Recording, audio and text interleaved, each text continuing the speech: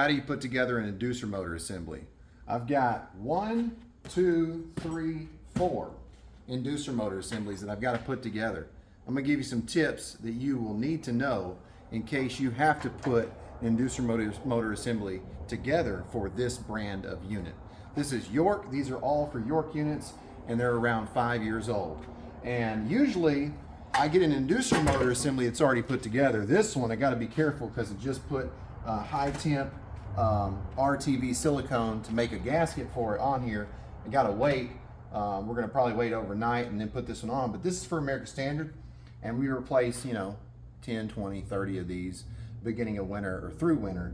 But usually Carrier, American Standard, and York, they come put together. That's why you never order just a wheel. You never order just a wheel. You never order just a motor. You always order the whole assembly, because chances are when this motor goes bad, it's rusted, right? And you cannot get the wheel off. So make sure you order a whole entire inducer motor assembly. That's the first tip. Make sure you put a gasket on it. That's the second tip. All right, so here's the parts, right? I got 3 boxes. One is I got this housing, okay? The second is I got the motor, okay? And then the third is the wheel. And when I got this wheel today, I tried to use my short Allen key tools, and it didn't work. Why? Because you need an extra long tool to get through this little hole on the housing to get to that little set screw, right?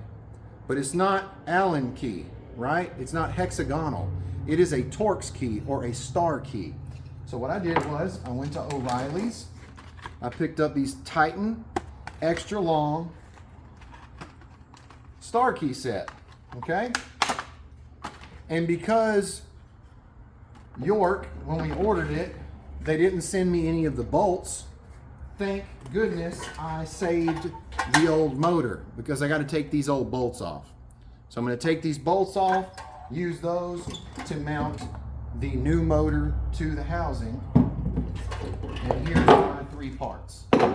Also, they didn't send me a gasket. I don't know why, but I've got to make a gasket. So I'm going to show you how to do that using the RTV silicone. This is high temp silicone. So get some of this, link in the description for this extra long star key set and the RTV silicone. So first thing I'm going to do is I'm going to use a socket. It looks like it is 1132. That's what fits this. And because I'm working smarter, not harder, I'm using an extension for my drill. There's 1, there's 2, and there's 3. Anybody from York watching this video, please let me know why I'm putting this together instead of having it already put together. I'd love to know. Love to know. Now I'm looking at this motor. I'm going to put this one together the exact same way because I just don't want any problems. So this is exactly how the motor goes on. And what you want to do is you want to mount the motor first, okay? And the reason you want a gasket, which I'll show you what a gasket is once we make it. The reason you want a gasket is because you want space in between this housing and the flue box cover.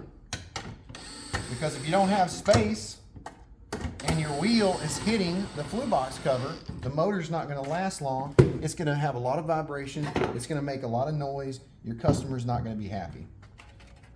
Now, new motor's mounted. There's the shaft. Make sure it spins. All right, now here is the wheel. Look at that beautiful wheel. Now the first thing I'm going to do is I'm going to figure out which one fits. And I'm going to say it's going to be the T15. No, probably the T20. T20. So, see that? Oh, it fits. It fits. I'm going to show you what this looks like. There you go. So you can see that there.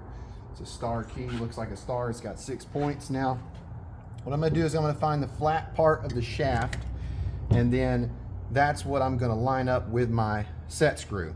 So I'm going to take the wheel, put it down here, let it drop to the bottom. Always let her drop to the bottom. I'm going to take it back off and tighten the set screw in as much as I possibly can to where I know there, right there is probably good. Now put it back on here. All right. Now, hopefully you can see that. Now bring it out a little bit. So it's not hitting the inside of the housing, but it's not hitting the, it's not gonna hit the outside, or not outside, but the flue box cover. So now tighten it up pretty good. Looks like brother Nick and James are here. You can hear them. All right, now, oh man, really? Sorry guys, I'm not. All right, tighten it up. Oh yeah, that's tight now. So now it's tight. All right, now spin it. Make sure we're good. Look at that, that's not gonna hit anything. And that's how you put it together. Make sure you save the bolts. Next thing we're gonna do is turn it over. We've got some RTV silicone that is open, so we're gonna use it first. But I got a little backup here. And remember, they don't send a fiberglass gasket. If you're gonna make your own with RTV, you gotta let it set. How long do you have to let it set? It says 12 to 24 hours for it to cure.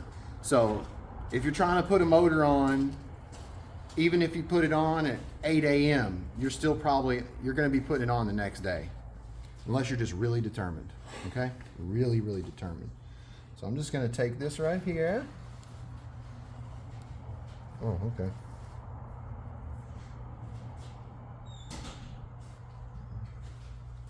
And you wanna make it a little bit thick, but not too thick.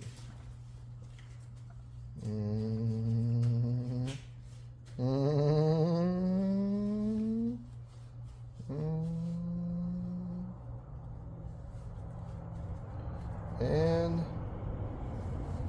that is a pretty good bead. Let me know what you guys use. If you use this, let me know. Let me know your experience in the comments. If you've got a brand and the inducer motor is only lasting 5 years or less. All right, so now we're in good shape. Let this cure 12 to 24 hours. We'll go out to the job, we'll install it, and that is how to put an inducer motor assembly together. I hope you don't have to. I hope that the brand that you're using, they have them already put together so that you don't have to do that. It saves you time. And if you do get a brand that sends you inducer motor assembly and it's all put together, that's great. But also, I hope they send you a gasket. Don't try to put one on without a gasket. You definitely need a gasket. Let me know, York. One question for you is, why are you not sending a gasket for me to put on with this motor? Do you think that it doesn't need one? And number two is, why are you sending the parts and pieces for me to put together? Let me know. I'd like to know. Is there advantage in this? That's the one we just put together. Here's another one we just put together. I want to show you the motor that it's going to replace. I'm pretty sure it's this one right here, and you can see how the metal for this housing just ripped off. So got to have the other two motors because we need those bolts. Although we could go to the parts supply house and get the bolts, but a little bit inconvenient. They should supply those. Let me know why you don't. The thing that I want to mention is that these housings are rusted, right? The wheels are gone. Also, the 1/4-inch screws are rusted. They don't have to supply those. We have those because, of course, we have a sheet metal shop. We have different types of screws and sizes, but it would be nice if they did include those screws as well. I'll give you the part numbers just in case you need them. This is the part number for the wheel. Pause the video if you want to check that out. This is the part number for the motor. Pause the video if you want to check that out. And then last but not least, here is the part number for the housing. All right. Now we're going to install this inducer motor assembly that we put together, and the RTV silicone. It's hardened, it's cured, so it's ready to be put in. And I've got some screws. I've got some 5/16 and some 1/4-inch to choose from. But before I install it, I'm going to take the flame sensor out, because look at that. You see that? See how dirty that is? That is super dirty. So I'm going to take some of this sandpaper. I'm just going to go back and forth. like this to clean this up.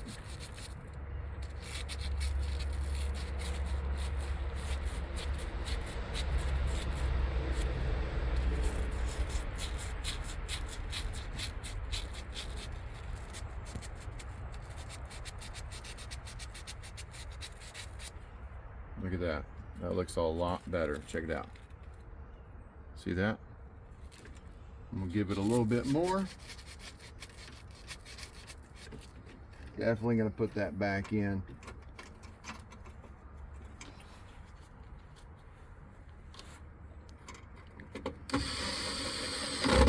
You can take this out. You can slide this whole piece out if you want. I'll show you how to do that. Take the wires off of the rollout switch like this. Take the screw off for the igniter, screw off for the flame sensor, and then see that igniter needs to be cleaned. Flame sensor, we cleaned it up. Then I'm going to take and lift this up here,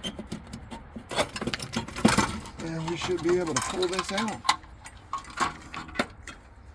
Now you can see the burners, and those burners really need to be cleaned too. So, man, this is so rusted. Take these 2 screws off. Another thing I'm going to do, even though when we installed this unit, we always set the gas pressure, is I'm going to recheck gas pressure.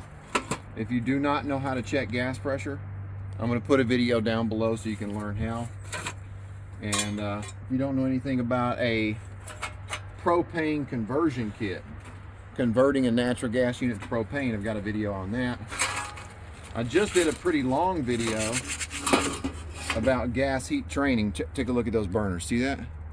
See how rusted that is? You can use a steel brush, okay, or you can just use sandpaper. I would definitely recommend a steel brush. I've also got an oscillating tool with a sanding pad on it, and that works really well. Cleaned the burners up. I did not have my sanding pad attachment for my oscillating tool. I did not have my steel brush, so I just used some sandpaper. Let me know what you used to clean the burners. Got them cleaned up, and you want to make sure that the flame carryover track is clean. That way your flame spreads from the first burner to the last burner. Now I'm just going to take this and install it like so. Put it back together.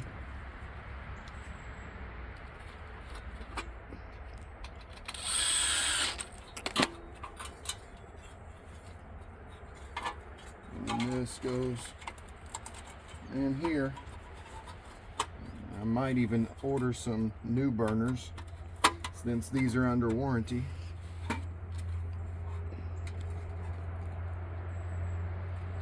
And now that we got it assembled like so, make sure you can see those burners. Now I'm going to clean the igniter up. I'll put it all back together. This is your rollout switch. It's a manual reset. So if the flame ever rolls out, then that will open up and you'll have to reset it. You'll have a code flashing on your board indicating that the rollout switch has tripped. I'm going to put it back together, and then we'll put that inducer motor assembly in. Now that we've got the burner assembly installed, we've got our manifold pipe onto that burner assembly. Got all the wires plugged back in, our rollout switch, our flame sensor, our igniter. Now we're going to slip this inducer motor assembly in here.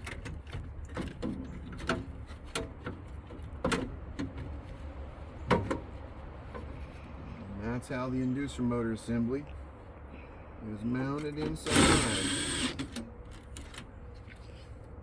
You want to test it and make sure there's not any noise, not any vibration. Whoa. Okay, you shouldn't have to force it. Should be pretty easy to go in there. Now that we've got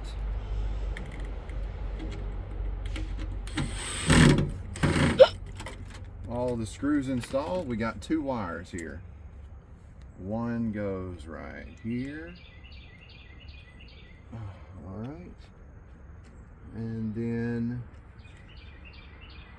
the other wire, I don't see another black. I need to check the schematic. I'm sitting on the schematic. It says draft motor right here, and we got a white wire. It goes right there, and it goes to number 2.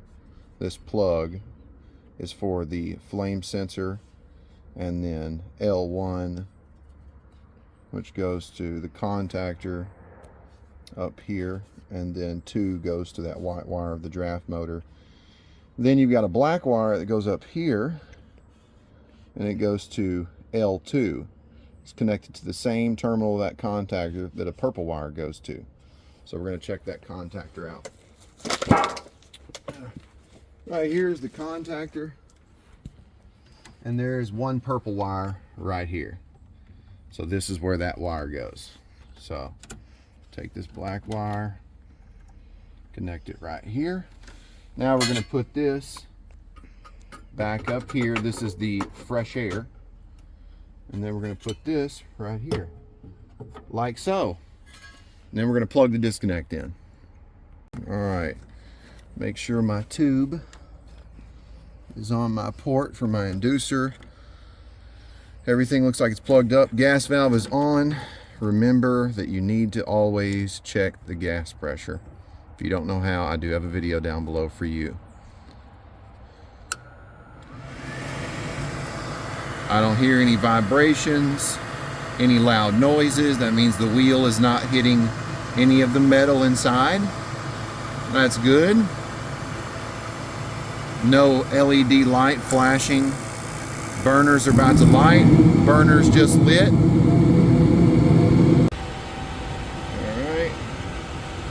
Definitely need to get a manometer. If you don't have one, link in the description for this manometer. This is the one I use every day. It's the SDMN6 by Fieldpiece. Gas pressure looks great. It's only 3 inches of water column. Really needs to be upwards of 3.5. So it was a little bit low. Alright, that's good. Hope you enjoyed today's video. Hope you learned something. If you liked the video, hit the like button, subscribe, and smash that bell. Ding! So you know what I'm doing. If you got a question, remember questions can become new content. So please ask the questions down in the comment sections. If you don't have a question, that's okay. Let me know who you are and let me know where you're from. Remember, don't forget to turn your gas valve back on when you're done with your job. I don't know how many times I've done that, but just a reminder. If you want more videos like this, check out my playlist, HVAC Tips for Technician. I'm Tad. You've been watching HVAC Tips for Technicians, and I'll keep you cool if you let me.